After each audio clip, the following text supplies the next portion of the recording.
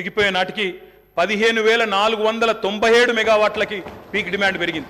ఉమ్మడి రాష్ట్రం కంటే మరి పీక్ డిమాండ్ పెరిగింది. వ్యవసాయ మోటార్ కనెక్షన్ల అధ్యక్ష వ్యవసాయ స్థిరీకరణ చేసినాం కాబట్టే, చెరువులు బాగా చేసినాం, భూగర్భ జలాలు పెంచినాం కాబట్టే, రైతులకు వ్యవసాయాన్ని పండుగ చేసినాం కాబట్టే, వాళ్ళు ఇచ్చిపోయినాడు ఆనాడు 19 లక్షల పంప్ సెట్లుంటే, వ్యవసాయ పంప్ సెట్లుంటే, మా ప్రభుత్వంలో అధ్యక్ష అవి 28 లక్షల పంప్ సెట్లు అయినాయి అధ్యక్ష. ఒక్క రైతులకు విద్యుత్ ఇవ్వడానికి ఉచితంగా 24 గంటల ఉచిత విద్యుత్ ఇవ్వడానికి అధ్యక్ష మేము ఖర్చు పెట్టింది సంవత్సరానికి 1000 కోట్ల రూపాయలు అధ్యక్ష.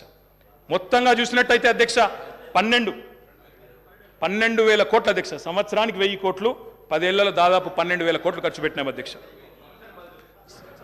సంవత్సరానికి 10,000 కోట్లు మన్నించాలి అధ్యక్ష. విద్యుత్ ఉత్పత్తి సరఫరా వ్యవస్థను మెరుగుపరచడానికి, అస్తవ్యస్తంగా ఉన్న డిస్ప్రపోర్షనేట్గా ఉన్న డిస్ట్రిబ్యూషన్ చక్కగా చేయడానికి మేము పెట్టిన ఖర్చు అధ్యక్ష 98,726 కోట్లు అధ్యక్ష. మాటలతో, ఊకదంపుడు ఉపన్యాసాలతో, ఎటుబడితే అటు గావు కేకలతో విద్యుత్ సంస్థలను సరిచేయలేము అధ్యక్ష.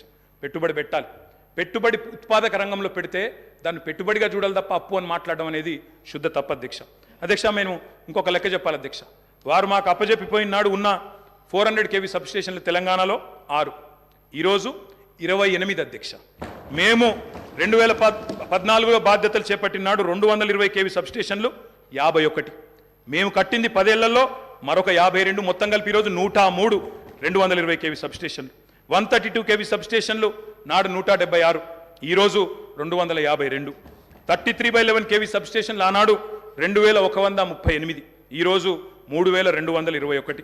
కరెంటు లైన్లు ఆనాడు హై టెన్షన్ లైన్లు తీసుకుంటే అధ్యక్ష 2014లో 16,379 కిలోమీటర్లు, ఈరోజు మేము దిగిపోయే నాటికి 28,446 కిలోమీటర్లు. లో టెన్షన్ లైన్లు ఆనాడు 4,89,000 కిలోమీటర్లు ఉంటే మేము దిగిపోయే నాటికి 6,52,000 కిలోమీటర్లు. మరి మేము పని చేసినామా లేదా?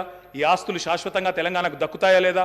మీరే ఆలోచించాలా, చూసే ప్రజలే ఆలోచించాలని చెప్పి నేను కోరుతా ఉన్నా అధ్యక్ష. రైతు పొలం ఎండిపోకూడదు అనే ఒక కమిట్మెంట్తో ఆనాడు కేసీఆర్ గారు పడ్డ తపన అధ్యక్ష.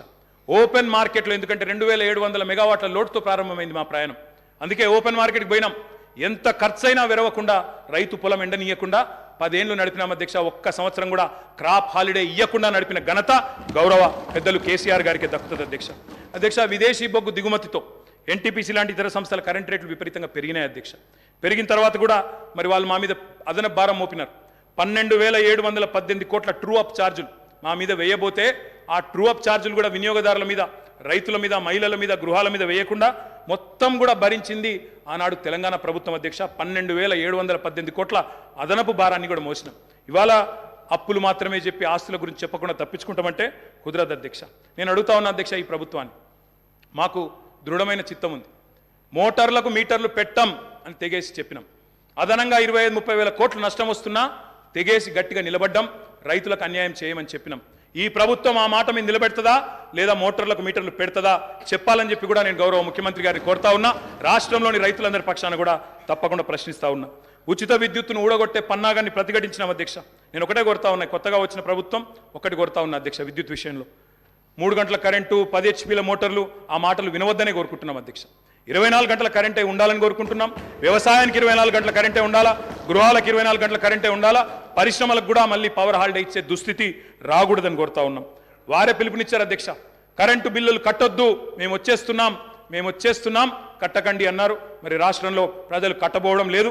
మరి వెంటనే మీరు గృహజ్యోతి కార్యక్రమాన్ని ప్రారంభించి మరి ఆ ఇచ్చిన హామీని కూడా నెరవేర్చాలని చెప్పి కూడా నేను కోరుతా ఉన్నా అధ్యక్ష. వ్యవసాయం విషయానికి వస్తే అధ్యక్ష, ఆనాడు